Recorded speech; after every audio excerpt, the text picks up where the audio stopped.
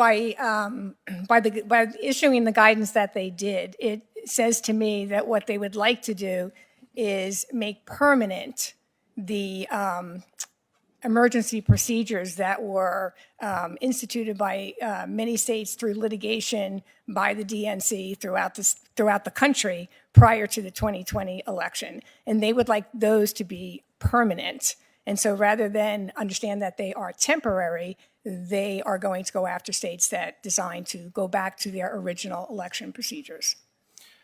Well, and I think they also think Democrats did well under those emergency procedures, and so keeping those emergency procedures in place will predictably benefit Democrats. You know, I would note, in addition to disagreeing with the vast majority of the American people, the Democratic witnesses and the Democrats here also disagree with the United States Supreme Court. When I was the Solicitor General of Texas, I represented a coalition of states defending Indiana's voter ID law.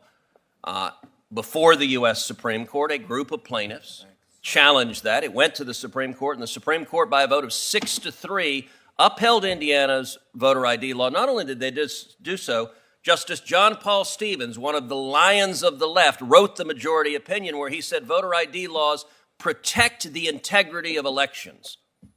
And yet, sadly, too many Democrats today don't want to protect the integrity of elections. And I've got to say, there is a view, particularly from Northeastern Democrats, that they look down on the rest of the country as a bunch of bigots and overalls, their Southern cousins who are too oafish to be as enlightened as they are. And I have to say there's an incredible hypocrisy in that states like Georgia and Mississippi have a higher black voter registration rate than states like Connecticut, the chairman's home state. They have higher black voter turnout rates than states like Connecticut. They have a lower gap between black and white turnout than in states like Senator Blumenthal's Connecticut.